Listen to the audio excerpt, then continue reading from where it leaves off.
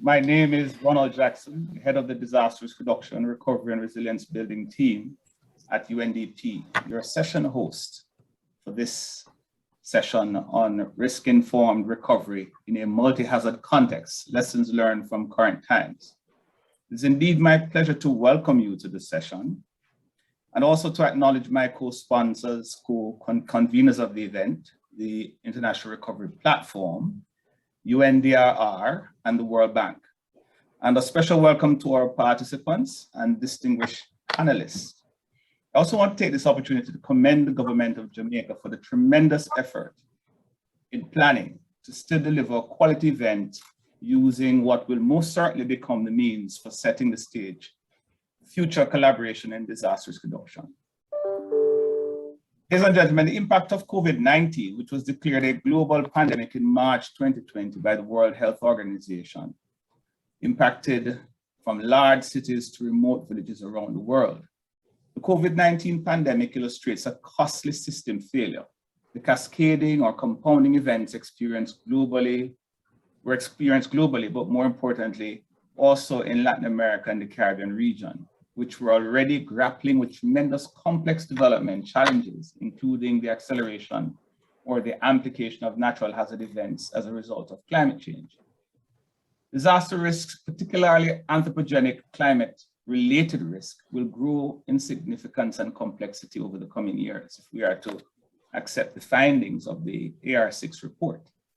This will result in the need for systems thinking or a holistic approach. Climate change is increasingly recognized as a systemic risk with potentially catastrophic impacts, cascading through financial, ecological, and social systems. This region has seen a spate of climate-induced disasters in the past 5 years. Hurricane Irma, Maria, Hurricane Dorian, and other tropical storms come to mind. We also have geological disasters like the volcanic eruption in St. Vincent and the Grenadines and the earthquake in Haiti. Having lived in the region myself through many of these events and seen up close the many impacts, I know the devastating effects they wage on our economies, on tourism, on housing, on jobs, on the income of people, and on key infrastructure in all our countries, lost in just a matter of hours. In the world of today and potentially tomorrow, we see that countries are not only having to respond to and recover from the pandemic, but also in tandem with disasters that are of a natural nature or from man-made hazard events, such as those in El Salvador, Haiti, which comes to mind.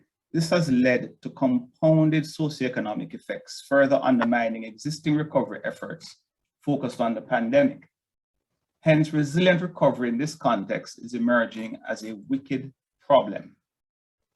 Decades of development progress have been pushed backwards, and global prospects for achieving the Sustainable Development Goals set back further.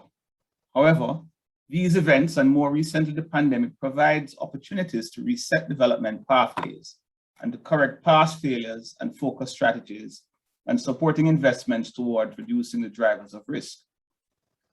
This approach is producing positive trends from the outcomes of the interface between development and hazard, which in most instances are manifested in disastrous contexts.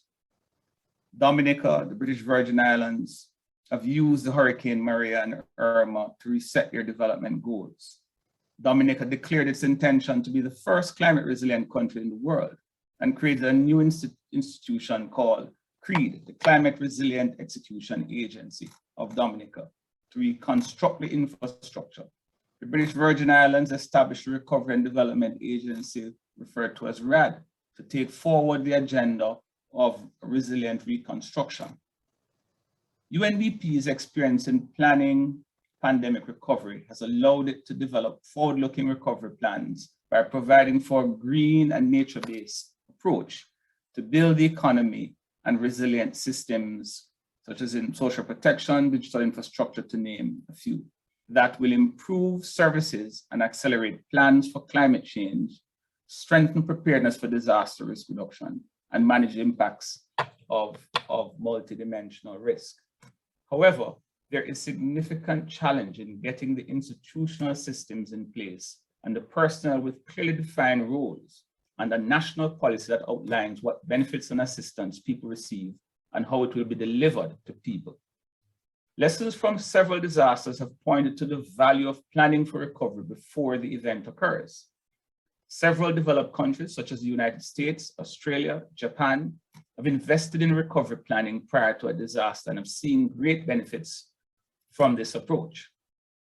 Pre-disaster recovery planning or preparedness for recovery is an emergent approach which seeks to plan ahead, institutional setup, build capacities, set policies, identify key priorities to improve recovery outcomes.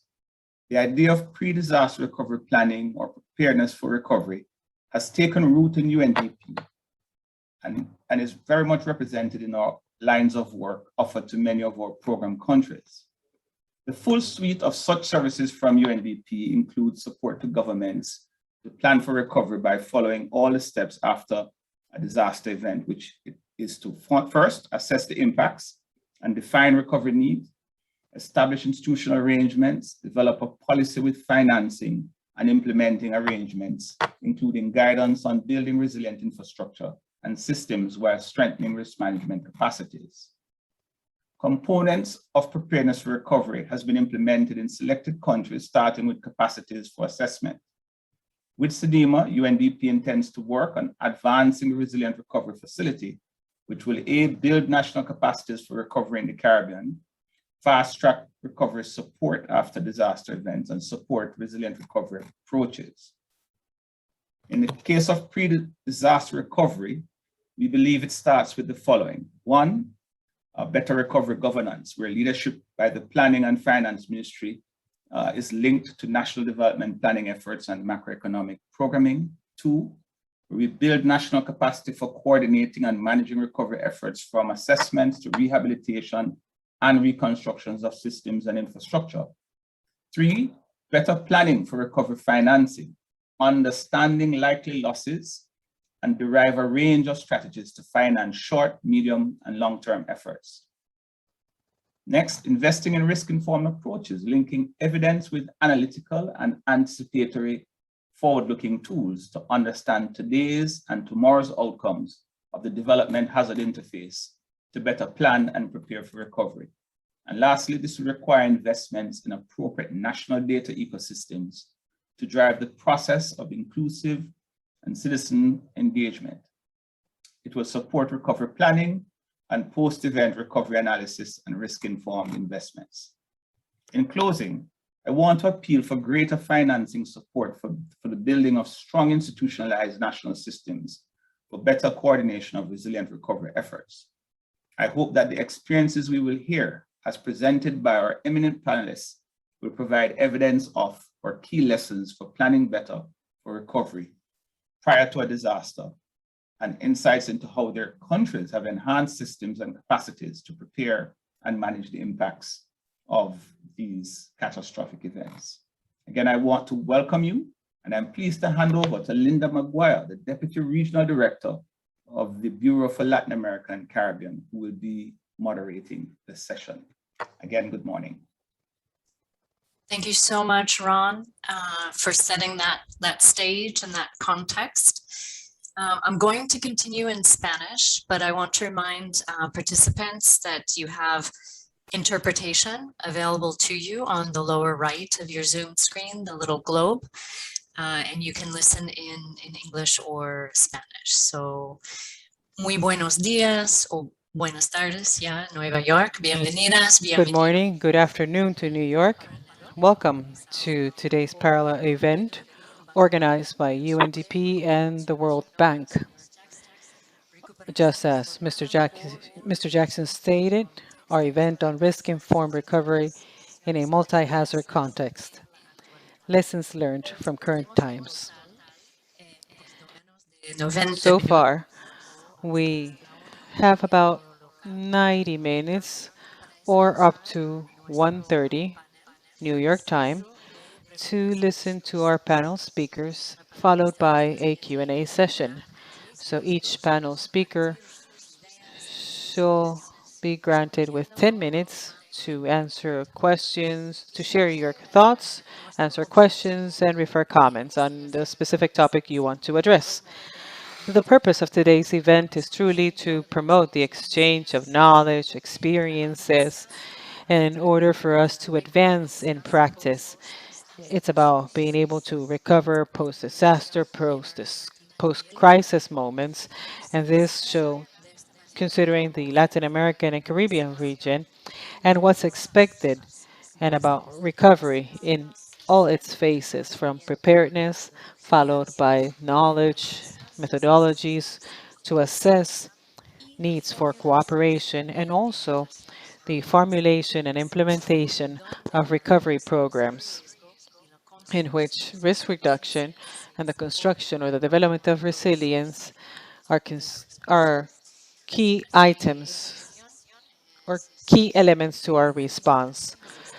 So once again, our session is focused on challenges and recovery in a risk-informed recovery in a multi-hazard context. We will listen to the experience from two countries in the region, Ecuador and Dominican Republic. But we will also listen to the perspectives and comments from intergovernmental organizations and Sepredenac. I need to be able to pronounce this better. But in this sense, they will share the organization's perspectives and the country's perspectives and how they may contribute to recovery. We can't talk about recovery and development without mentioning COVID-19, just as Ronald mentioned during his presentation, during his opening remarks. And yes, it is true that the pandemic has added a complex layer in reference to our needs to take action and the processes set forth for recovery processes. So we do need to take into consideration the different challenges that are coming about every day, which are becoming greater and greater. But well, let's grant the floor to our panel speakers, distinguished high-level speakers, who will share their experience on planning and preparation of actions for recovery. We'll start with Ms. Maria Alejandra Munoz, the ex-vice president of the Republic of Ecuador. She has abundant experience on the subject matter, and she will refer her Ecuadorian experience and how this is developed so recovery assessments are conducted, and how is it that said assessments allow the country to develop complete recoveries procedures in the middle of COVID-19. So, Ms. Munoz, you have the floor. Thank you so much, Linda. Well, perfect. Hello to Ronald. Hello, Luis, Paola, Janet, Naomi. Thank you for joining in. In Ecuador, it's a holiday. There's no work today, but for me, it's a true pleasure to be in this meeting. It's a nice moment in Ecuador.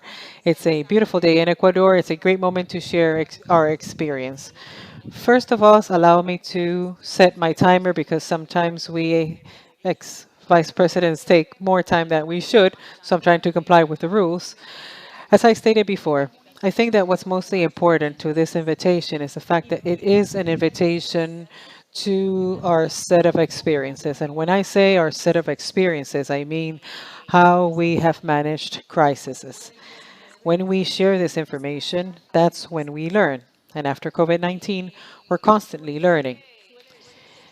It is usually stated that crises are not generated by actions, but also by reactions.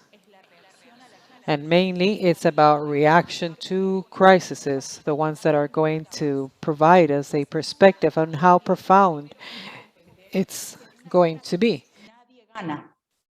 Of course, we need to remember that in the middle of crisis, nobody wins. based on our experience, well, we can say that Ecuador was going through the last crisis, and I think that the crisis is still on. Of course, it's not over for anyone. It's about the COVID-19 pandemic. And Ecuador was going through a very important political moment because it does add an additional challenge. The crisis, the matters of the environment, or the catastrophes, whenever they occur, they're not received or known to all. It depends on your conditions. It's not the same for you to talk about cancer, child cancer, if you take into consideration social context that doesn't have access to hospital means versus a household that does have access to hospital means. It's not the same. Even though it's the same fact and the same catastrophe, it is not the same. It is actually measured according to the conditions in which each country received the crisis or was affected by the crisis or catastrophe. In Latin America, we've received a quarter part of all contagions figures in the world. And this is a region that was affected by COVID in a different way. And we managed it not just considering our institutional experience or maturity, or taking into consideration our macroeconomical conditions and our social cohesion. We started strikes in the region, and there were several complex social matters. By the end of 2019, especially for Ecuador and Chile, there was a great social outbreak, a great amount of strikes and riots. And when we started with this sanitary crisis, it ended being a humanitarian crisis, extremely surpassed. During the first crisis, the first question that we referred was basically, what is my role as a government, as a civil society, in the middle of total confusion? Because yes, it is true. You you don't prepare for crisis the day that they actually happen. You prepare for them 2, 3, 6, 10 years before. And if we take into consideration the technological advancements, maybe we will be able to prepare for, say, 1 or 2 years before. But in the pandemic, the condition was general. And yes, if we did detail in international cooperation the fact that we do have tools available for all, and of course it is very useful because we do have tools available. However, the impact surpassed everyone. It surpassed governments, families, individuals, international cooperation.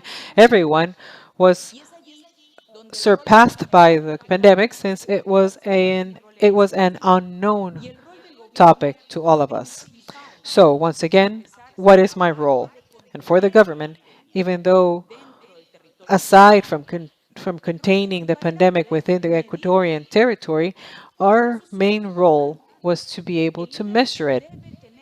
And this is very important. The leader must have sufficient ethics to provide the data that allows them to be fair at the moment that they need to distribute scarce resources. Because whenever you have limited resources, you need to assess, you need to prioritize how you're going to distribute it. And it is not possible for you to prioritize if you have no data, if you have no methodologies. It is impossible. It would be simpler for us to decide based on common sense because sometimes common sense tells you too many things. But it's ethical for leaders to collect data. And this is not just about methodology or resources. No, it's about ethics. And at that given point in time, in the middle of crisis, there should have been an agreement or something to measure. In the middle of crisis, when everything is disorganized, someone needs to take the ethical leadership and comply with a simple rule, the simplest one. For example, first, women, children, and vulnerable individuals. Someone should be able to say it. That's their role. It's about simplifying actions. Use practical methodologies understandable to the population, allowing them to advance in parallel, taking actions on the short term, but advancing with a midterm and long-term vision. Elsewise, we will not find sustainability in any decision.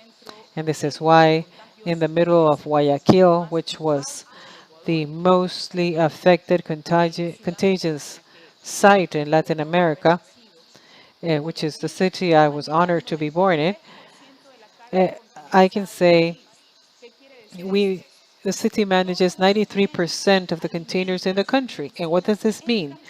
All food supply, medication, everything comes into our country through a city that was permanently closed. So we had to redefine ourselves. We needed to identify where were those that were outside of the social registry, and the fact that we couldn't leave them outside of the social registry. And in the middle of it, the catastrophe came about. And with a political with a political environment. And once again, we need data, methodological data. It is impossible for us to take action alone. We need international cooperation. We owe ourselves to something larger than ourselves, and this requires leaders' humbleness. Fourth, this is not a moment for our convenience. It is actually a moment for the highest ethics in leadership.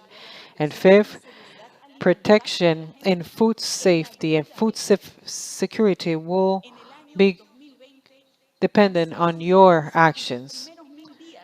In the year 2020, children were born, and the first 1,000 days they were locked up without having access to medical services. And on the other side, it's about being able to assess and point out what is truly happening, be serious about it, and try to de-accelerate because several topics need to come about. Because as you measure, you need to take action and you also need to distribute. So for this reason, you need to prioritize. And for this reason as well, you need to gather all organizations that are part of a society, of a state. And data kills opinion. Data kills opinion. We need to collect data so we stop providing our opinions and we actually become rigorous at the moment that we attend lives. And this is why the post-disaster needs assessment became a fundamental tool to Ecuador. In the middle of a crisis, in the most absolute crisis, and in the worst moment, we requested for United Nations help. And through these actions, just as in any other country, since we are managing our crisis, we can say that we have requested with the president, we have requested for the implementation of measuring actions. And at that given point in time, we articulate the different ministries in such a way that they work organized, in an organized form, along with the United Nations program, in order for them to define impacts. And this was measured for 3 months. Notice how interesting. It is measured for 3 months because we do require short-term information and we do come up with decisions in order for us to de-accelerate the affections because the worst was just ahead of us.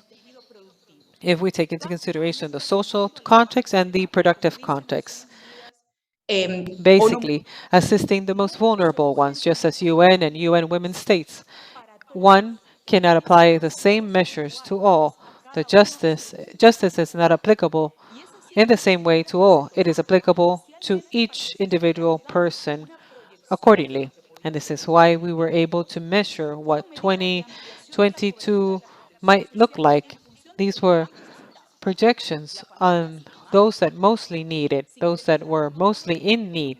We increased protection bonuses, more than 60% of it, social protection as well, food security as well, at least for those that mostly need it. Now, more than 19 million of unperformed actions were held. So for this reason, we need clear actions in this health sector. Everyone is focused on COVID now, but we need to take actions in order for us to assist those that are outside of preventive care. So we may switch as whenever we have the opportunity. Vaccination. There was no possibility for us to truly understand what was going to happen. So in other words, what this highlights is the fact that there is clear methodology. It is a presidential and vice presidential commitment. And in this way, we were able to determine which were the main vulnerability conditions, trying to prioritize with few resources and manage macroeconomics, and social interventions in means to leave everything ready, at least for a government that is not just going to be ours. It wasn't ours. Vaccination contracts were signed in the year 2020 and one in the year 2021 in such a way that the next government would have the possibility to execute as needed so they may vaccinate the population. Methodology, ethical leadership, data, not opinions, prioritization, a capacity to involve third parties through data. Data facilitates commitments with the civil society, but mostly it allows you to guide assistance. Whenever there's a crisis, everyone wants to help.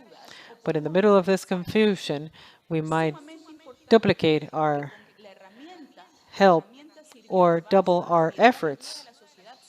The tools served as a basis to guide civil society, mainly for those that are mostly in need and to assist those that were sick.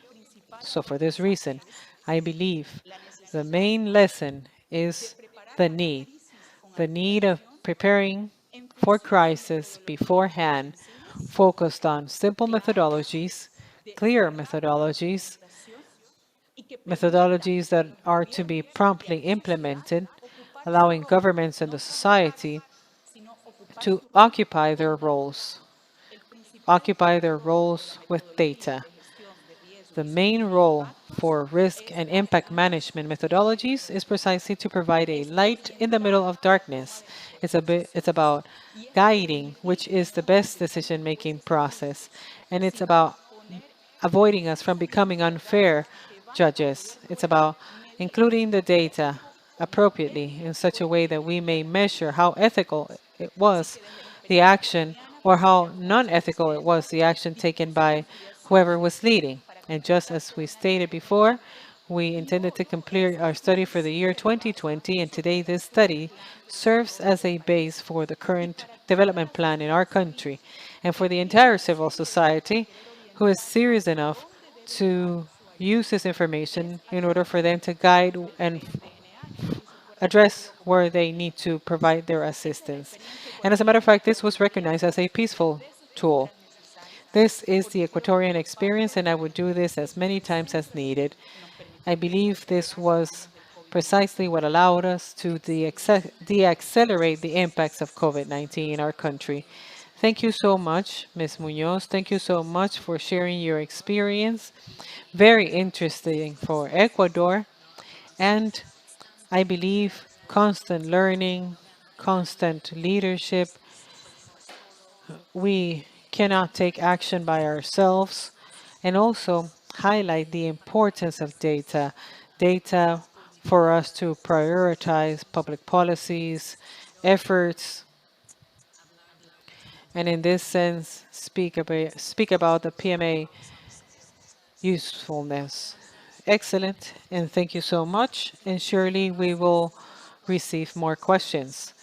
Now, continuing with Mr. Luis Varela Sue, who is the General Director to the Ministry of Economy, Planning and Development for Dominican Republic, and he will speak about the assessment needs for COVID-19 recovery within Dominican Republic and how this needs assessment was actually used to plan for their pluriannual actions.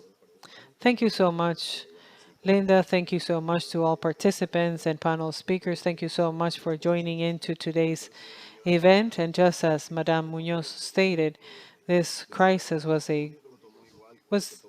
affected us differently. First off, we were not prepared. It was a surprise to everyone, and none of us was prepared. In the case of Dominican Republic, we were in the middle of elections. It was back in the year 2020, and it was a moment in time in which I can say, yes, we were advancing much in reference to our depths. Later on, you will see how this generated an important impact. We continued advancing forth. We were not prepared in health matters, and the country still had to face the challenge.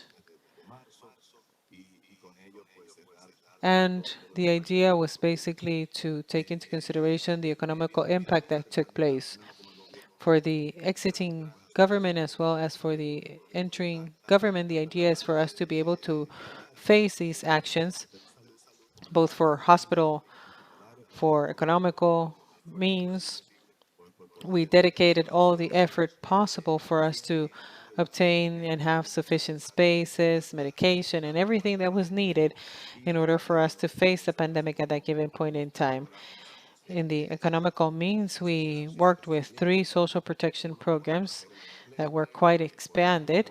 One to protect formal employment, another one that protected freelance workers, independent workers, and also for the least favored populations in this city, in the country. And this took place in May this year. Poverty would have dropped. Poverty would have increased to 28%, and apparently it increased only 24% of it, at least with these programs, and at least taking into consideration remittances, we were able to contain poverty by at least 4 to 5 percentages. The main policy at this given point in time, the vaccination policy. Países de la región de que a nosotros hemos tenido bastante rápido con relación a otros países la vacunación. And we received sufficient vaccinations quite quickly in comparison to other countries. We have a great amount of people vaccinated, and we're working with the population so we may complete this specific process. This has been our main approach, our main outcomes. Employments lost back in May, they should be recovered by now. The idea is to continue advancing, and we hope growth is somewhere around 10 to 12% in comparison to the previous year, or 3% above what took place in the year 2019, the year before the pandemic. At that given point in time, we found ourselves in this process back in August from last year, and we started with our pluriannual plans, a special planning process, because we were not able to assume this planning process without being affected by the COVID-19. That is precisely how United Nations support, led by UNDP, along with other agencies on international cooperation. The idea is that we initiated this process, assessing recovery needs, assessing post-COVID needs in collaboration and in coordination with UNDP. Allow me to share some slides on the matter, which basically summarizes this exercise. It's about aligning, and it's about taking actions for COVID-19 so we may improve the quality of life. And that's the first topic. There's an opportunity for the CDMA, but at the same time, we are doing national planning.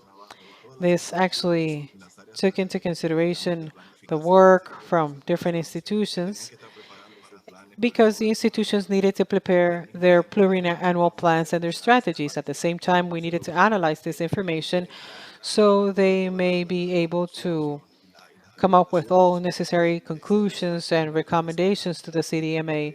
The idea was to include them in this pluriannual plan. So there was an important decision. It was a threat, it was an opportunity, but more than anything, I think it was an opportunity. These were difficult times that maybe we needed the support from all institutions, and we also needed the support from our team.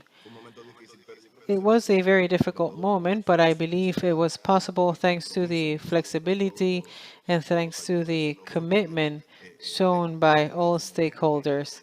It was about being able to complete the recovery exercises post COVID-19 and on time for them to start in the planning processes. I think it is a very important topic because in several occasions we conduct these studies, which are very important studies, but they are not necessarily immediately used by competent authorities.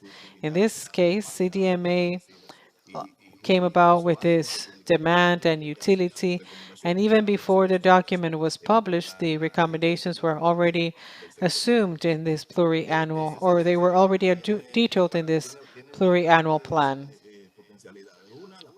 The CDMA has great potential. One, the diagnosis. According to the study, up till December 2020, the effects of the pandemic in Dominican Republic represented about $18,500 million. So it's about 23% of our country's GDP. 80% were due to losses, 20% additional expenses that we needed to take upon in social programs, educational matters, amongst others. And this was possible for 12 sectors, and we thought we were the most affected ones, and that's precisely what we did based on this analysis.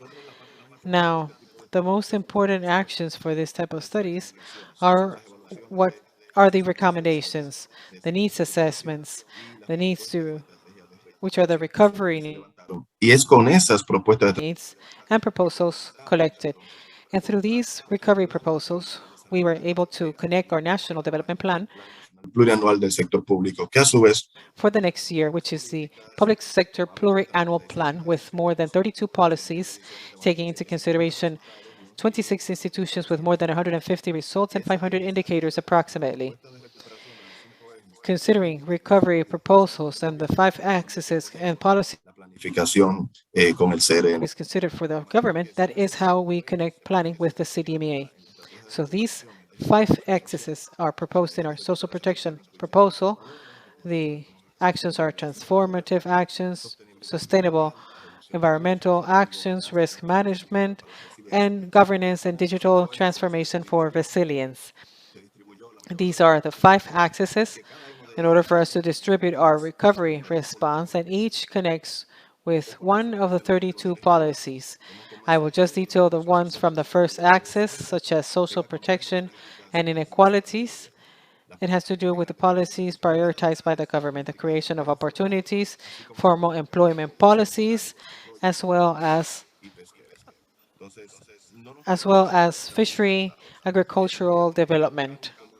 So what did we look for? We tried to increase actions, reduce the gap, diminish the percentage of poverty levels, increase average work hours, which were all part of our analysis as part of the CDMA. But most importantly, we were able to identify the results, and since we were about to define the public actions on behalf of the state, we were able to take these conclusions and collect this information from the CDMA and define our policies. This is how tourism and sustainable community actions came about, which is one of the topics proposed by the CDMA. It's part of decentralization actions for tourism. In order for tourism to be more open, that actually generates actions for the communities.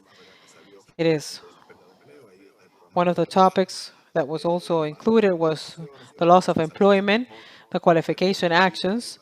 I like to share the offers granted by universities, as well as employment programs and social labor insertions. So on one side, the pluriannual was of great benefited from the CDMA since it received the necessary information, the diagnostical information, in order for them to identify there are priority actions which are basically to improve the quality of life for people, and the CDMA was benefited from the moment that we were developing our pluriannual plan, because they were immediately stated and they become measures which will allow us in the future to assess what was done at that given point in time and how this would have affected the results that we expected. So we have aligned our actions, and I believe, to conclude, there are three main elements that allowed us to take these actions. First off, the opportunity. Instead of seeing it as a threat, the fact that we were doing the pluriannual plans and the CDMA at the same time, first off, we considered it as a utility in such a way that the human resources, economical resources that we invest in it should be immediately used for those that we're trying to assist and to serve the development of our population. Next, flexibility is required. La I flexibilidad. believe we were quite flexible, with sufficient flexibility, as a matter of fact, in order for us to step out a little bit from what the CDMA is traditionally, and in order for us to step out from what we do traditionally during the planning actions, and alignment. In other words, align thoughts, considering our continuous work with the United Nations and Dominican Republic for such an extensive time, allowing us to align our thoughts and our developments from authorities and from United Nations. And basically, should be the end of my presentation, but before anything, an instrument related to public policies that will allow us to measure the impact and generated results, since it allows us to measure impact. Thank you so much, and I am here available for our Q&A session. Thank you so much, Mr. Luis Gregorio. Excellent presentation. I am truly It really calls out my attention, the quality of your analysis and the detail of it. And the main principles, flexibility, alignment, I really like those items. And also, how can we align our proposals to our recovery strategies with the plan and at the same time take actions. I think it would be interesting to view these details. And thank you so much for giving us examples on social protection. I think it's very useful. Ms. Elizabeth Riley, who is the Executive Director of the Caribbean Disaster Emergency Management Agency, SEDEMA. Ms. Riley is going to speak to us about the role of intergovernmental organizations in post-disaster recovery planning. Ms. Riley, you have the floor. Thank you very much, Madam Chair, and good afternoon to all participants and to my fellow panelists as well. And thank you very much for inviting SEDEMA to be a part of today's really important discussion. So just to start us off, to give a little bit of a context on the SEDEMA, which is the Caribbean Disaster Emergency Management Agency, we have a fairly significant geographical remit for 20 participating states in the Caribbean, which are shown on screen. And as a result of that, we have a lot of diversity with respect to the hazards that we face, as well as the level of capacity, including for the area of recovery. Now, in Mr. Jackson's opening comments, he talked about the multi-hazard context of our region. And when we discuss scenarios of complex hazard interactions, the Caribbean is certainly a laboratory for this.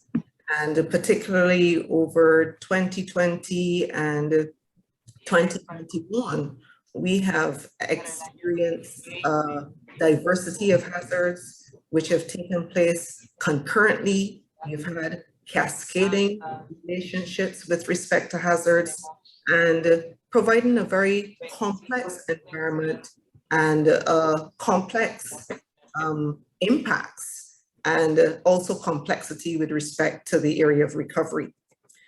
So as an intergovernmental organization, we start from the basic premise that recovery is nationally driven. And as such, there are a number of assumptions that we make in the design of our recovery programming, and some of them are indicated on screen. So we encourage our states to establish the appropriate enabling environment for recovery from a policy perspective, and also with respect to the issue of governance and having very strong institutions and arrangements for recovery.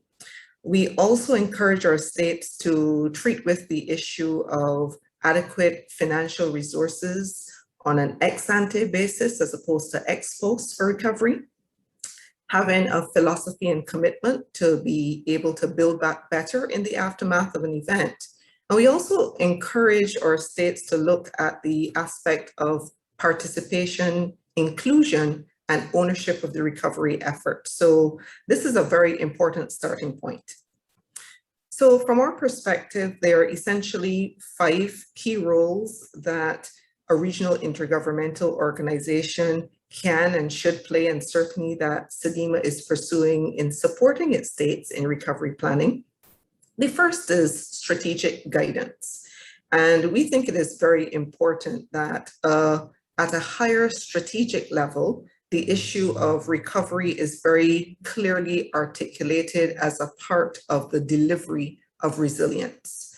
And so the Caribbean Resilience Framework, which was adopted in 2018, at Pillar 5, if you look at the far right of the diagram in the purple, it identifies operational readiness and recovery as an important pillar for resilience building. And this is something that is established at the highest political level, and therefore there is a nucleus around which the efforts towards resilience and integrating recovery as a part of resilience can move forward. The second area is related to governance, coordination, and partnerships. One of the things that we well recognize in our region is that there are multiple partners who come to the table supporting recovery, each of them bringing their particular comparative advantage and also quite diverse experiences in supporting the area of recovery.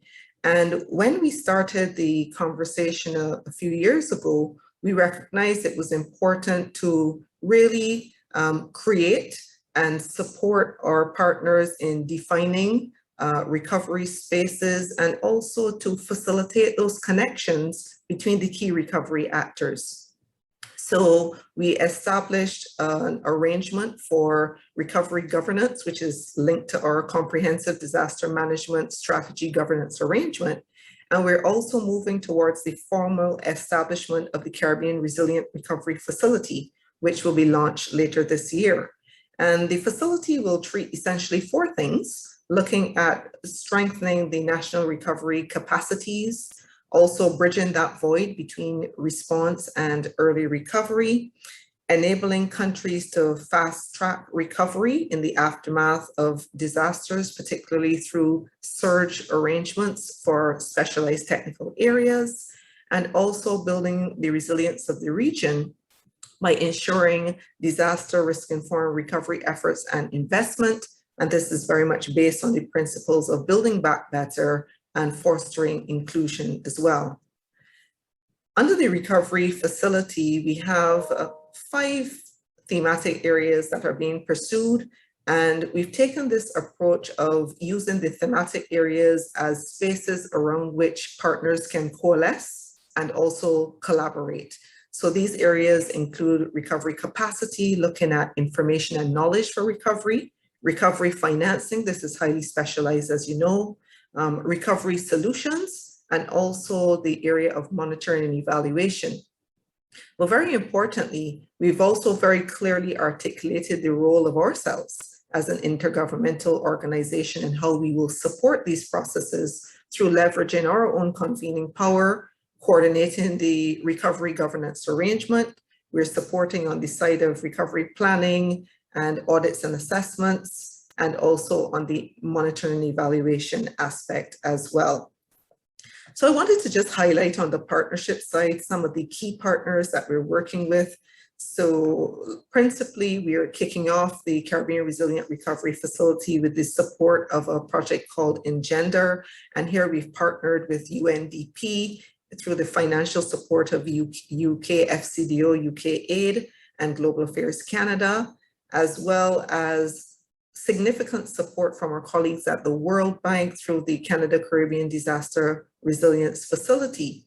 But we also have consolidated the entire recovery program and included support also from USAID. And of course, we're working with our regional partners such as the Caribbean Development Bank, University of the West Indies, and the CRIF SPC as well. So the third area is area of recovery planning standards and guidelines. And a part of the work of SEDIMA is to build out standards across our system and across our 20 participating states. So a good example of what we've been working on is the Model National Recovery Framework. And this is being done under the Engender project, but certainly the product itself is going to be a very important one across not just the beneficiary states, which are identified on screen, but across all the SEDIMA participating states as well. In the area of monitoring and evaluation, we've partnered with the World Bank and the team under the Canada Caribbean Resilience Facility and the Engender team to look at the recovery capacity assessment tool. And this is critically important because it allows us to measure where we are at in terms of the critical areas of recovery, and also provides a mechanism by which we're able to monitor and evaluate the progress that we would have made over time. And so you can see on screen, those countries in green are those where we've completed the application of this audit tool, and those in black are planned, but of course this is a tool to support all of our countries as well. And finally, the area of capturing lessons. And I think this is a very important role for an intergovernmental organization, since we're able to look across the geographical space and to pull in those experiences and document them and utilize them for guiding us on how we can improve going forward. So right now, we are working on pandemic recovery and undertaking a study to see how countries are addressing recovery from the pandemic, even as we go through this period of the pandemic. And this is very much supported by the University of the West Indies. And we also are looking at examining some of the other recovery experiences that we have had in the region. And we've had many related to diverse hazards, hurricanes, volcanoes, etc. So this is a useful product which will come out quite soon. I want to mention, as I wrap up, that we are also going to have an opportunity in December as part of the CDM signature events, a regional forum where we're discussing the issue of recovery. We're going to be launching the recovery facility, but also having a deeper examination of the Model National Recovery Framework as well. So just to close, just a few points on the new recovery governance framework and the things we believe need to be looked at as we go forward. Critical is the planning for multiple concurrent and cascading disasters, and this was alluded to by a number of our panelists. We believe also the need to focus on the resilience of sectors and economic livelihoods, and also the social dimensions of recovery are very critical as well. We've previously mentioned the need to arrange pre-disaster financing, so this is just reiterated here.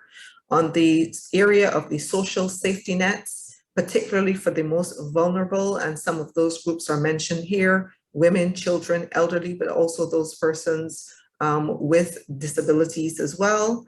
And the appropriate enabling framework is going to be absolutely critical for supporting the efforts at the national level. And finally, the need for strong leadership and really champions to take the recovery conversations forward. And this is the formula that we believe is going to be very useful in advancing recovery and resilience in our region. Thanks very much, and happy to participate in the Q&A. Thank you so much, Ms. Riley. That was a very clear presentation. And thank you for describing the 5 key roles that an international organization should play, and the new recovery governance framework. I found that very interesting.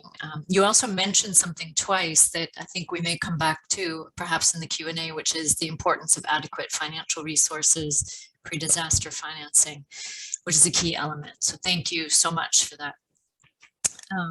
Ahora, volviendo a español, es un placer. Going back to English, it's a pleasure to share the session with our last panel speaker, Madame Melba, who is the Executive Director for the Disaster Prevention Center in Central America. And the señora Herrera hablará sobre el plan de contingencia.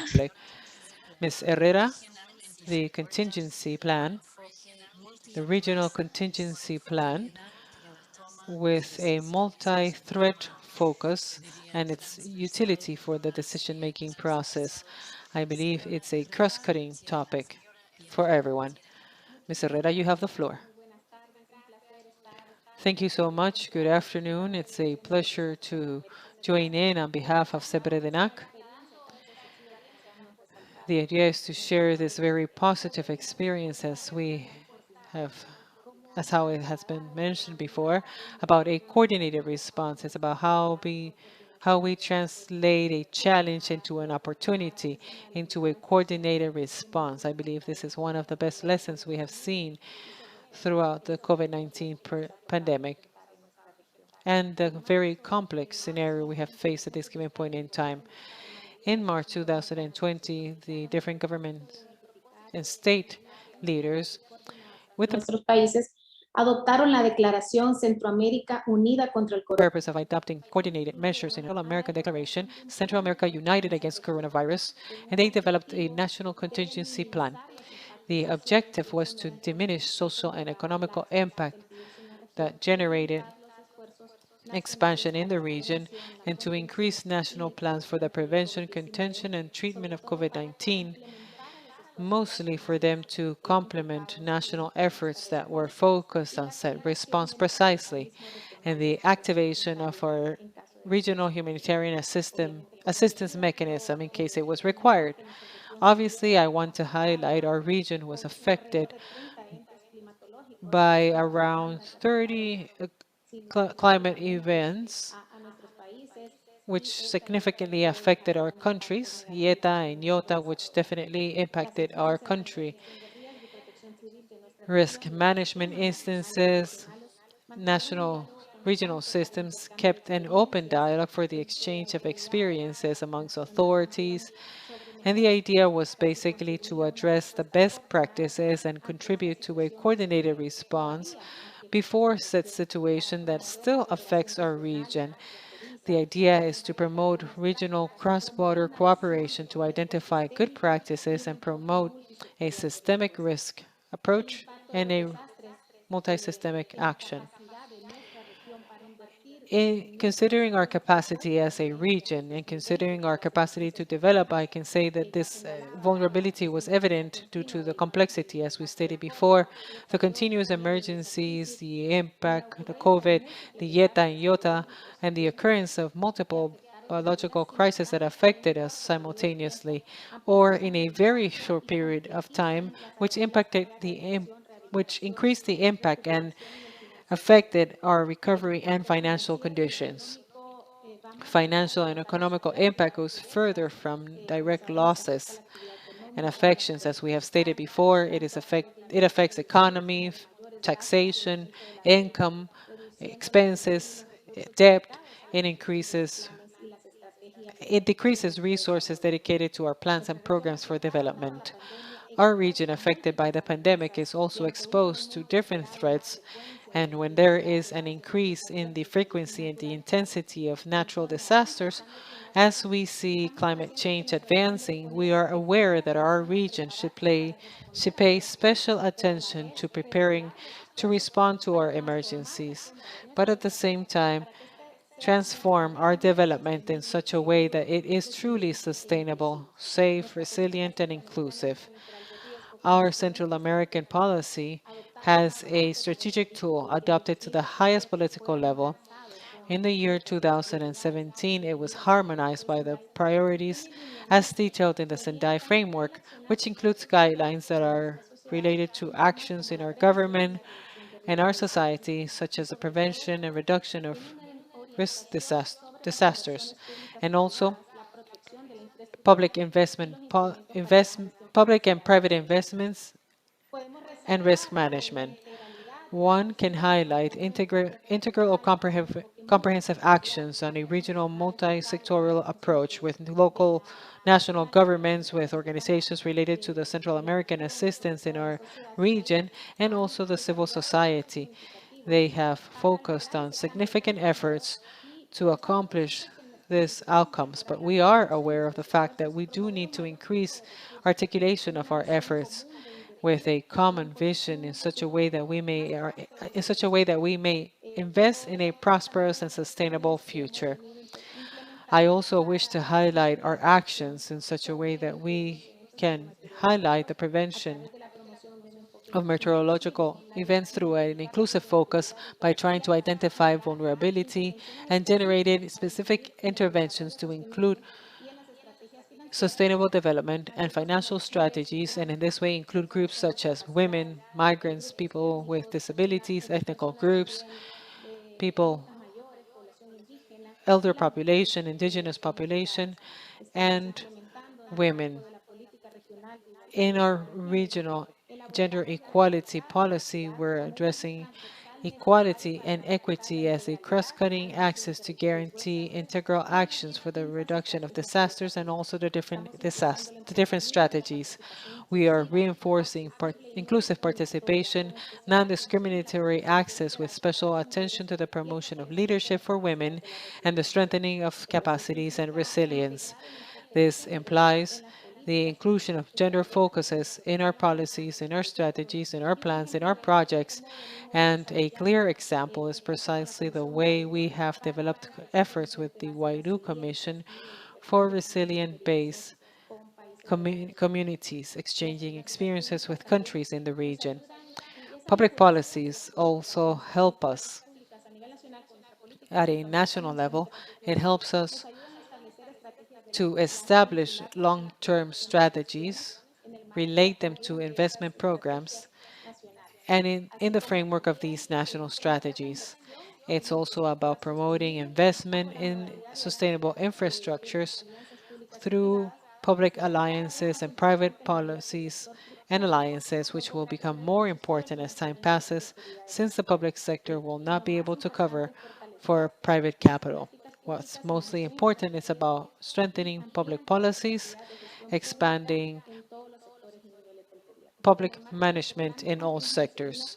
In the contingency framework and taking into consideration one of our priorities, it's about using multiple actions. It's about digitalizing processes and promoting technological tools that may increase efficacy and efficiency in the decision-making processes, mostly by granting visibility to set efforts within countries and also by allowing specific analysis to the information related to risk management as a public regional asset, allowing our entities to position themselves as innovative institutions in the use of technology.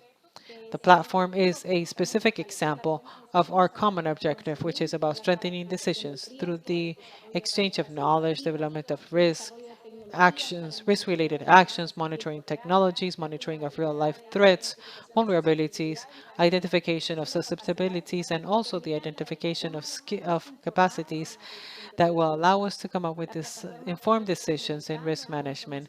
The platform has been complemented with quite relevant information such as the risk inter-American actions, the Mesoamerican network, collaboration, addressing very important information from Mexico, Central America, Colombia, different monitoring layers for all threats faced by our region in real time as a mechanism to generate investigations and scientific technical researches.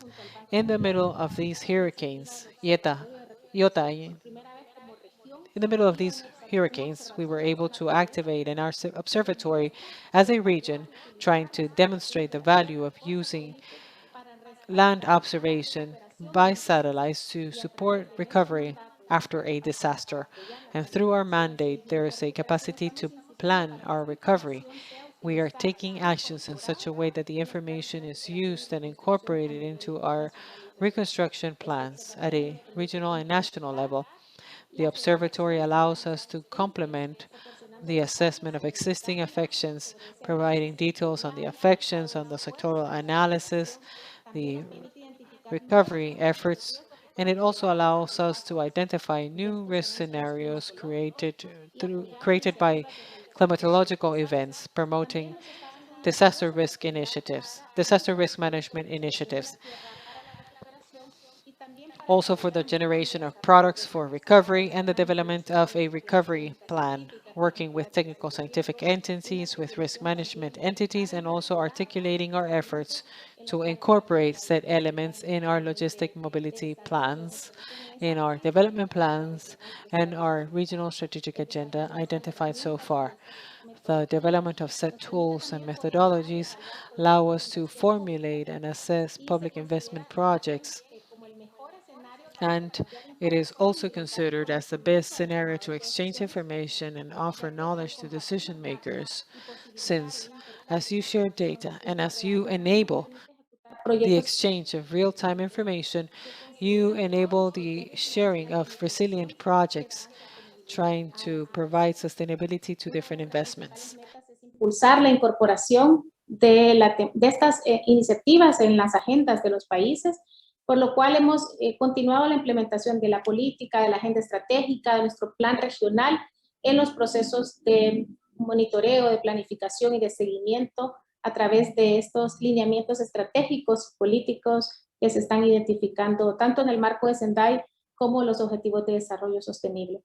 Ahora, más que nunca, en el marco del proceso de recuperación, estamos concentrando todos nuestros esfuerzos para contribuir a que nuestras capacidades ante ese escenario multiamenaza que enfrenta nuestra región, a crear instrumentos de coordinación regional para asegurar la cooperación necesaria entre nuestros países y mejorar las condiciones de desarrollo. Un avance importante con respecto a la gestión financiera del riesgo ha sido la incorporación de varios países de nuestra región en la facilidad del seguro de riesgo de catástrofes del Caribe y cartera segregada, el CRIF, por sus siglas en inglés, ya que realizó también pagos ante eventos extremos en la región, lo cual marcó significativamente la respuesta en estos países que se vieron beneficiados por este seguro paramétrico. Por esta razón, la política también, nuestra política establece como resultado esperado que para el 2030 podamos reducir considerablemente los daños y las pérdidas causadas por los desastres y contribuir al blindaje de la inversión pública y privada por medio de la información, de metodologías, de herramientas que sean actualizadas, diseñadas y aplicadas con el propósito de que la generación y la sistematización de la información pública y privada para la inversión pueda promover procesos de evaluación, planificación, protección y fomento de la inversión pública privada. Y en estos objetivos, hacia una Centroamérica más resiliente, de un esfuerzo que también estamos impulsando, proponemos acciones concretas para mejorar nuestras capacidades regionales. La promoción de inversiones resilientes en el contexto del fortalecimiento de los sistemas nacionales de inversión pública, convertir las crisis detonadas por desastres en ocasiones para fortalecer los portafolios, promover también estos procesos de recuperación económica y reconstrucción post-pandemia y post-ETA y IOTA, y desarrollar mecanismos de blindaje fiscal y presupuestario de los proyectos de inversión, así como el fomento de las alianzas público-privado y también la identificación de proyectos disruptivos del impacto regional como una oferta también para dar mayores elementos para los procesos de inversión como motores de desarrollo e innovación. Estas acciones son prioritarias en el escenario actual que conjuga amenazas de carácter hidrometeorológico, geológico, sanitario, y es por eso que estas medidas de nuestra política centroamericana promueven esa inversión pública, la gestión integral de riesgo, la salud y la cooperación regional e internacional.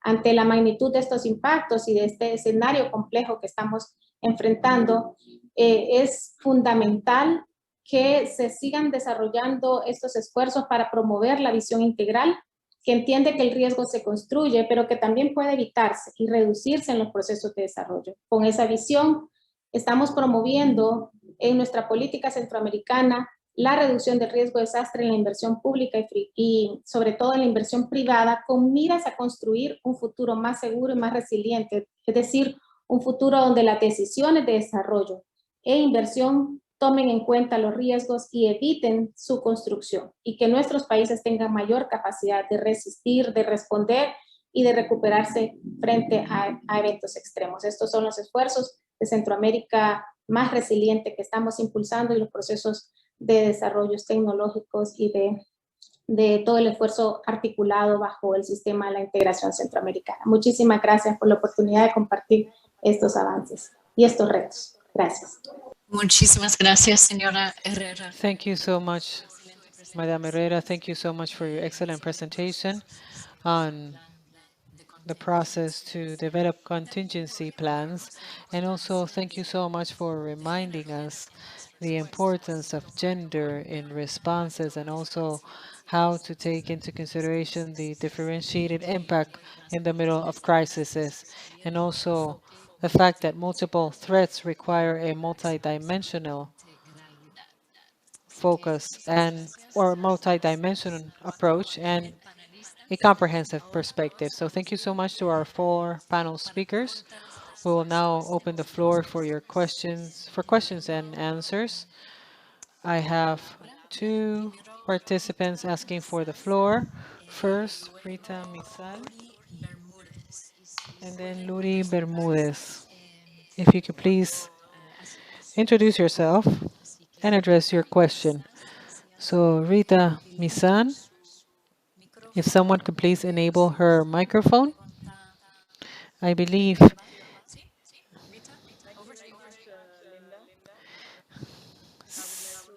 thank all the esteemed panelists for their very good explanation of the experiences and lessons from recovery or management of large-scale crisis, including the pandemic. I'd like to focus my questions to all the government delegates, but also to the regional intergovernmental organizations. You know, the key point about looking for financing for recovery has come up over and over again. And I'm speaking from a position where we've had to answer this question several times with several governments.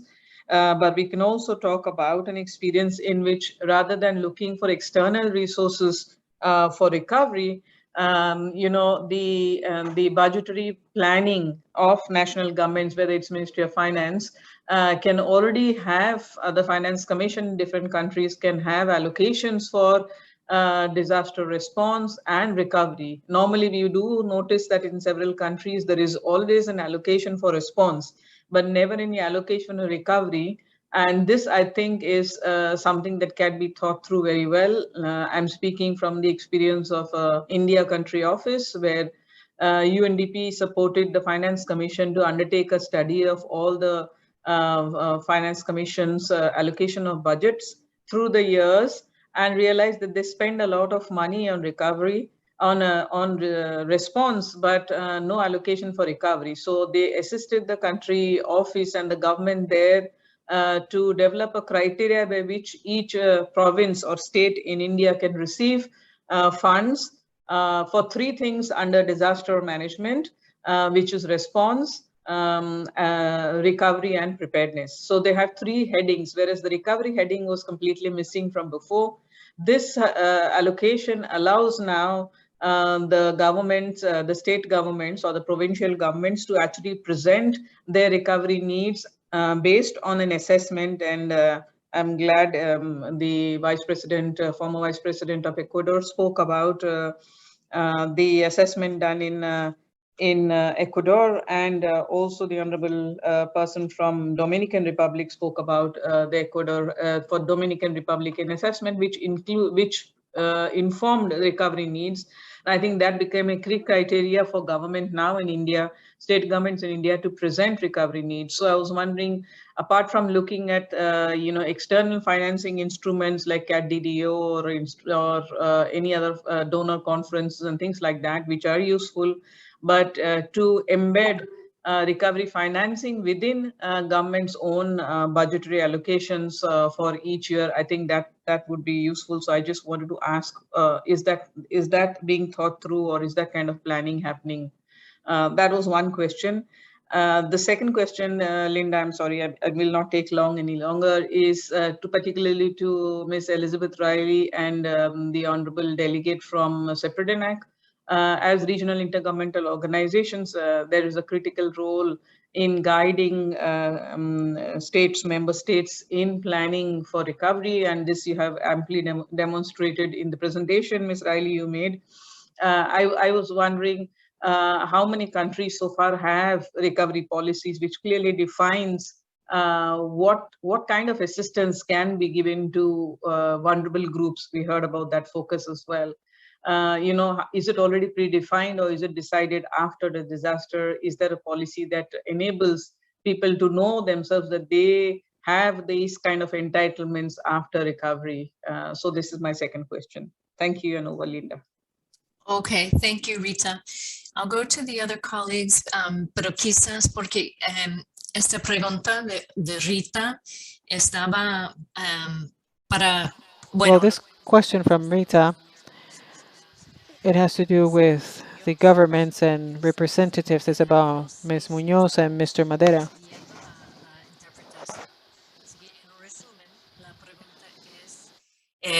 O sea, el problema en general, en términos generales, de la recuperación es la falta de financiamiento. Cómo los gobiernos, cómo pueden buscar fondos propios, o sea, no solo fondos a nivel internacional, que son muy importantes, seguro, pero es más la pregunta de, bueno, ¿hay una manera, un mecanismo que se puede pensar en un mecanismo para fondos o una manera de planificar para fondos nacionales? Es el sentido de la pregunta. Y la segunda parte, yo creo, Elizabeth will take the second half. Y quizás lo que voy a sugerir es escuchar a las dos preguntas que tenemos en línea y luego voy a dar cada panelista quizás 2 minutos para contestar. And then I will grant each panel speaker maybe 2 minutes to answer. The next person is Nori from the UNDP office, and you from Ecuador. You have the floor.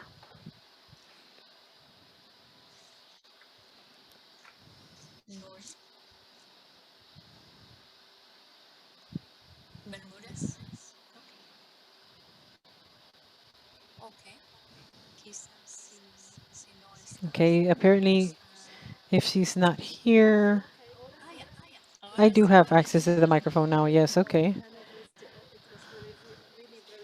And interesting to hear about this national and also these regional experiences. Well, I'm going to change in Spanish. Bueno, estamos hablando de riesgos. Well, we are talking about multiple systemic risks, and we're also assessing climate risks, but mostly we're assessing vulnerabilities. It seems to be they're increasing as they pass, and challenges are greater. If you add related factors such as greater poverty, greater inequality, in several cases, for example, we are seeing post-COVID difficulties when it has to do with education and with health. So my question, both for national teams as well as for more regional entities, I would have to ask, which challenges are you considering? In other words, which are the challenges you have mostly taken into consideration, especially now that we're stepping out of COVID, but we are not so much into normality. We're not back into normality entirely, and these challenges may still increase. So which ¿Cuáles, cuáles serían como las tres prioridades que tendría la agenda de recuperación en este contexto múltiple y multisistémico? Muchísimas gracias, Nuri. And just for Elizabeth's benefit, I don't know if you were following the translation. If you are, I'll leave it. but basically, it was a question for regional organizations, and so basically in this context of multiple challenges and the fact that we're not fully out of the woods yet on the COVID pandemic, including, how do you see the challenges of planning in such an environment, and what are kind of the three practical priorities you would advise for the recovery agenda, just taking into account that complexity that Nuri has described. Así que quizás muchísimas gracias por las preguntas y la participación de nuestros participantes en línea. Gracias. Ahora porque me gustaría dar, quizás es un minuto nada más para dejar tiempo para el cierre, pero en el orden in the order of our presentations, I would like to grant the floor first off to Maria Alejandra Munoz for her final, and then we will move on to other questions within possibilities. You have the floor. Thank you, Linda. Thank you, Rita. Thank you, Nuri, for addressing such profound questions at the same time. I think that right now we need to address what's ahead of us, which is the main opportunity. I think that we're very clear on the fact that methodology and data allows us to set a baseline for us to come up with. Están las principales debilidades y eso nos genera una pregunta, ¿cuál es nuestro rol hoy? We wonder which is our role today. We already applied it, but we may have two actions. So on one side, maybe there are no funds. Where are we going to take the funds from when you are not able to obtain international funds? But what would have been better for us to clarify before we spoke about methodologies or about crises? What's missing? And I think that's the second challenge. On one side, I need to go back to Rita's first question, and that would be, first off, we need to prioritize. This is like family economics. Income usually does not increase, but we need to reorganize it. If at some given point in time, a child's life is at risk, they need to prioritize. So in other words, we need to add skills to reassign prioritized resources. It is important for governments that are in charge of financing post-disaster actions or in the middle of a crisis, they should have people with sufficient capabilities and skills so they may prioritize and rebuild budgets, allowing us to come up with better financial decisions or financing decisions. And after this, each country will have their own regulations in order for them to decide in accordance to their social reality. But on PNUD, there are doubled efforts in our states as societies. As a society, we are deciding independently from our roles, government, international cooperation, sectional governments, local governments, civil society, the private enterprise. We all have to do the same. And we start seeing that we're all trying to advance with the same action. So for this reason, it is very important to establish clear roles in a world in which technology has increased the impact of crisis. Catastrophes are not the same in comparison to a year or two from now. The perception of chaos is greater today. Also, the lack of empathy is more obvious today. We see several suffering and others are in a moment in which they rather demonstrate capacity, comfortness, and the lack of empathy, plus the expansion of catastrophes, the perception of chaos. What it actually causes is an affection to peace, to social cohesion. For this reason, it is necessary for all of us to work in the framework that we are trying to establish. It's about clear roles. Before so much appearance, I think that data is fundamental. It's about establishing a clear front in order for us to address data. Local governments should have better data from their territories. And I would like to invite the panel to the following. Let's assume this challenge. And we need to take actions in such a way that we may address needs in the best way and in the fastest way possible. If we have more information and we are affected by a catastrophe, we will be more efficient to reassign our resources and we will be more efficient. But it's not just about looking for the funds, it's about knowing who to grant them to. My invitation is for us to reflect on the needs of each of us, on our needs, so we may not confuse our roles and actually assume our roles and to take a step forth in such a way that wherever we are, we're doing and taking actions as how we're supposed to, especially in collecting local and regional information. Thank you so much, Mr. Madera. Yes, I think that taking into consideration Rita's question on possible funds for this type of crisis, as I can say, it's complicated for countries like in Latin America, where we have low fiscal information. And I can say that sometimes, well, you work hard to advance day after day, so maybe having a fund is a possibility, but I don't know how this is possible on the short term.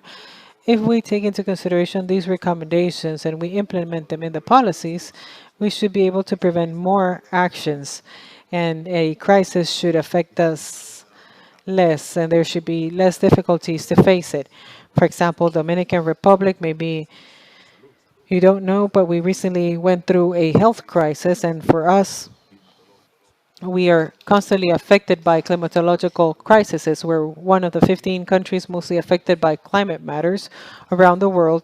So we definitely need to take action so we may find better policies, integrate public policies at a government level amongst other actions and prevent risk. As a matter of fact, we have emphasized on these matters, and recently we have created a direction that should support us in the mitigation of these actions and natural disasters, addressing what is working, what is not working for us, and develop a specific strategy, maybe not for a fund, but at least for us to come up with greater prevention actions on these topics. And I think this is what countries should address more than anything and take actions on this sense. I think that one of the main challenges is vaccination still. It's about concluding with the vaccination process. We have grown as an economy, but it's still with fear of having another outburst. So I think it's about how we fight for education as well. The way you advance with specific groups of people, it would be a little bit more expensive. So I think that we need to continue taking actions so we may advance accordingly in order for us to continue advancing without any fears of contagion. But once again, it's mostly about financing. In our countries, it's extremely important considering the effects of the crisis. Thank you so much. Elizabeth Riley. And to the extent possible, responding to the questions. Over to you.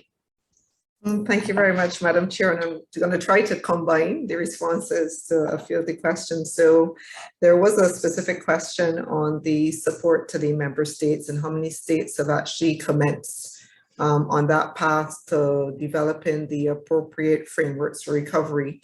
And right now we're working with 5 of our participating states on their adapting the national recovery frameworks, Antigua and Barbuda, Dominica, Guyana, Jamaica, and St. Vincent and the Grenadines. And there was a follow-up component to that question about the social side of the recovery and how that is being taken into account. And I'll say 3 things on that. One is related to the damage assessment and needs analysis processes in the aftermath of events, and to ensure that they are adequately capturing the social components of what has been the impact of the particular event. It has to start with that evidence base to inform the decision making on the social side. Two is about strengthening the interface with our social protection systems. And we've talked a lot about shock responsive social protection and how established social protection systems can be leveraged more to support the recovery efforts. And certainly in our part of the world, we're seeing a lot more of that happening with the support of a number of our partners, and also seeing it very much being integrated post-disaster realities being integrated into the work of our social protection agencies. The third point I'll make is that one of the things that absolutely has to be factored in is that the requirements of populations in the aftermath of an event will differ significantly from what was your original socioeconomic profile with respect to vulnerable persons. And I think this is one of the shifts that has to be made at the national level in understanding that the persons that require support from the state in the aftermath of an event are significantly expanded after the event. And what we're seeing as well is how much further that goes when we are looking at hazards which are of a protracted duration, such as COVID-19, where you are not just seeing the impact with respect to the traditional group which may be in the lower income bracket, but certainly there are also requirements that are emerging even within middle income brackets. And I think this is an aspect that we have to look at. So in terms of priorities, I would say probably three. Finance has already been mentioned, so I won't go there. I think one, it is about how are we handling the human factor as we go forward. And the reason I raise that is because of the behavioral science component and the varied perception of risk. And even as we discuss the issue of vaccines and recovery from COVID-19, one of the realities is that individuals are making choices with respect to how they're going to proceed. So notwithstanding situations, once we've overcome the situation of making things like vaccines available, we cannot automatically make those assumptions that vaccines will be taken. And that is something we've seen with the hesitancy.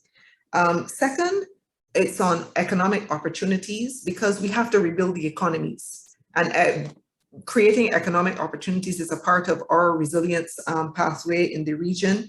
And significant attention would have to be paid to the small and medium enterprises, because I think these are the spaces where you're going to generate growth in the economy and also opportunities for employment. And then my last point is related to the need for much stronger planning for multiple as well as complex disasters at several levels. So I'll end it there. Thanks again for having me on the panel. Thank you very much. Thank you very much, Elizabeth. So last but not least, Señora Claudia Herrera tiene la palabra para últimas reflexiones. Ms. Claudia Herrera, you have the last turn on the floor for your final thoughts. And well, the current scenario that joins hydrometeorological, biological, and sanitary realities, I must say we do need to take into consideration the measures in our Central American policies as a guidance for our joint work as part of our regional instances that are in charge of development for risk management, for health, for regional international recovery, in which we do need to continue promoting analysis, management, and the use of data, as well as by guaranteeing its inclusion, taking into consideration the needs within a country, considering financial and economical matters, considering methodologies, affections, and disasters that do take into consideration inclusive actions, databases with information disaggregated by age, gender, sex, multicultural aspects, increasing capacities, and also with data available for migration effects or for displacements. It is definitely a very complex situation in our region. And just as my colleague mentioned, it is very important for us to identify these actions in such a way that we may formulate and assess our projects and our tools at a national or regional level. It's about strengthening our national information platforms to promote the identification of risk and have sufficient data on the magnitude and the probabilities of incidents, considering the multiple threats, adopting homologous assessments for technical and economical evaluation that favor its inclusion in the private sector. All of these efforts is about limiting and developing instruments for financial inclusion, such as insurance, credits, reservoirs, fiscal instruments, trust, and compensatory actions. These are all actions that we need to continue reinforcing to grant greater capacity to our countries, and in this way face exposition levels before disaster. Our guiding mechanism in the Central American policy is being adopted by plans and policies at a national level and establishing a mechanism to reduce risk exposition, as well as by creating new risk scenarios and the inclusion of financial actions, reimbursable and non-reimbursable ones, to diversify and transfer risk, promoting and strengthening resilience in different economical stakes. It's about promoting synergies which are aligned to policies in the Central American actions with a strategic agenda for our region as well. And it's also about developing new budgetary norms that allow our countries to monitor resources assigned to prevent, mitigate, and take action for rehabilitation and reconstruction methods, promoting adoption and the financing of measures for concrete cooperation to reinforce infrastructure and development for social basic services focused on exposition to the different threats. Inclusion is a priority topic to our Central American policy. So for this reason, it is very important to the actions that we're developing in order for them to be planned and executed and allowing investment to be safer, taking into consideration the specific territorial context, the differentiated actions by gender, ethnicity, seeking the benefits in such a way that safe, sustainable development reaches all, and mostly those that are in greater exposition conditions and greater vulnerability conditions before the climate change reality, which is definitely increasing exposition and vulnerability, and also considering available scenarios. Obviously, this is one of our priorities, and we are currently developing our efforts in such a way that our investment needs are prospective, corrective, and compensatory ones. So for this reason, seeking synergies is crucial with adaptations to climate change, with a multidimensional, multi-focus approach, and with a more strategic relationship in such a way that prevention and reductions of efforts are incorporated in investment needs under a comprehensive focus, including preparedness and also prevention, with a more preventive than reactive focus, which is vital and crucial, which requires short-term efforts. Thank you so much. Thank you, Ms. Herrera, and thank you to one and all. Thank you to all panel speakers. I think we are wrapping up 10 minutes after the hour. And as you can see, we still have an important presence of participants during the event. And I believe this basically highlights the interest on the subject matter and the quality of our presentations. And thank you so much for sharing your experience and for your constant learning experiences. And thank you for sharing your knowledge. So without further ado, I would like to grant the floor, and I will switch back to English. I'm going to switch now to English to introduce Ms. Paula Albrito. She is the Chief of Branch for the Intergovernmental Processes, Interagency Cooperation and Partnership, I hope I got that right, at the United Nations Office for Disaster Risk Reduction, UNDRR, and she is going to give us closing remarks to this excellent event of today. Paula, over to you. Thank you very much, Linda, and indeed, an excellent event. So first of all, let me express my appreciation to the panelists for their great insight and reflection. As discussed today, the climate emergency and currently COVID-19 are becoming the defining challenges for humanity. This year alone, the world has seen devastating flood, droughts, extreme heat, and other hazards interacting with vulnerabilities that made worse by COVID-19 pandemic, resulting in severe health and economic impact, as we just heard now. Your sharing today is allowed to showcase how to advance the recovery practice in this challenging time in the Americas and the Caribbean region.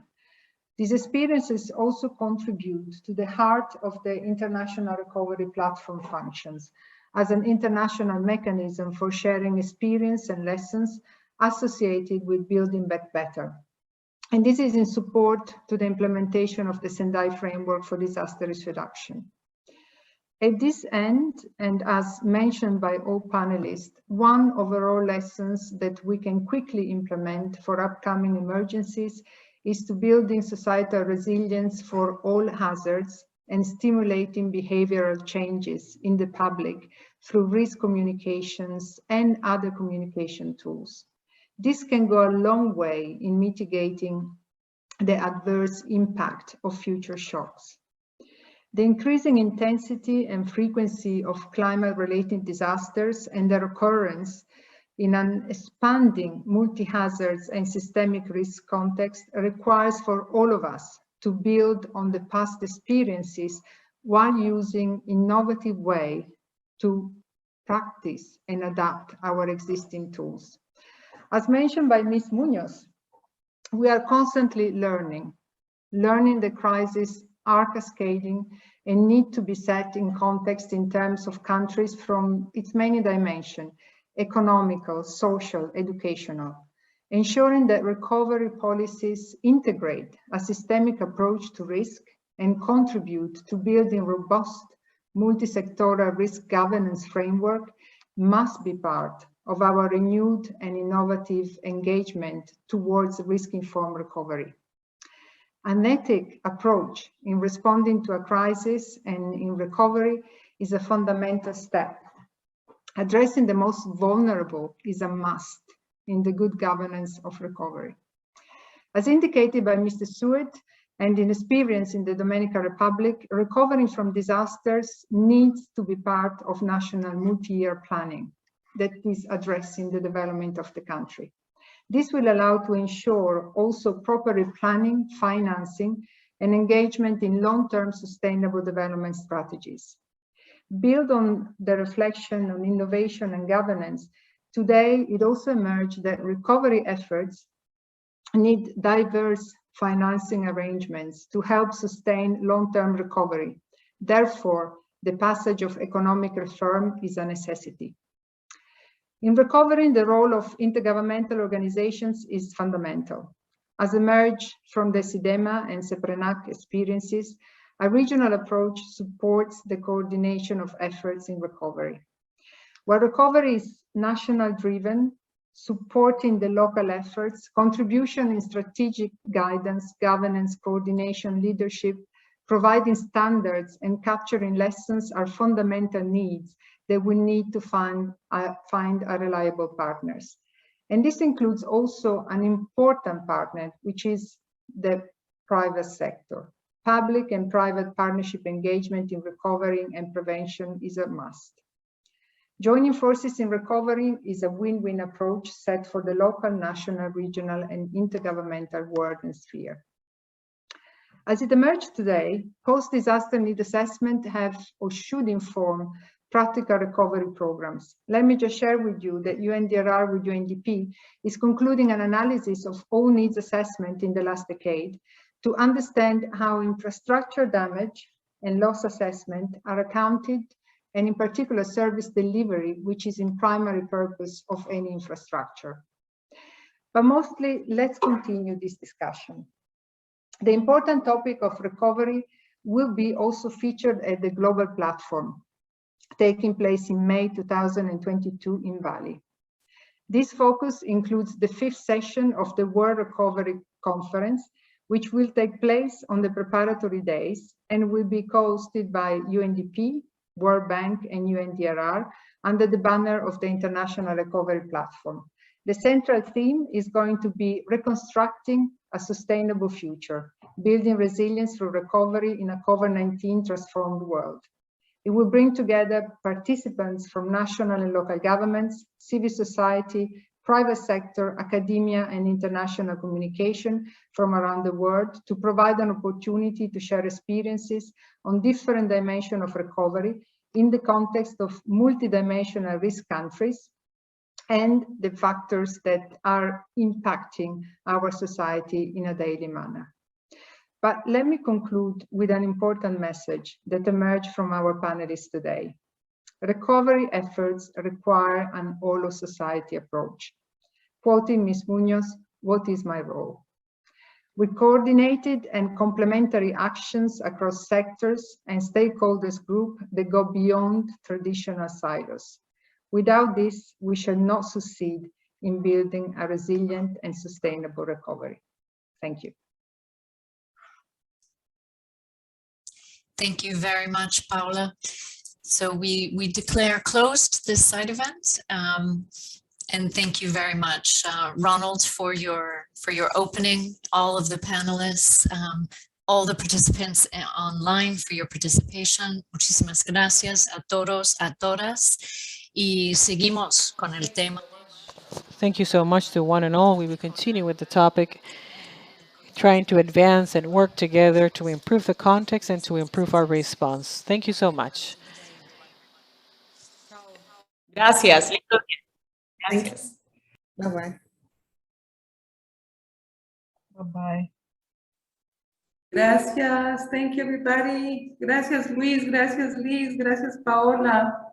Gracias, Ron. Gracias, María Alejandra.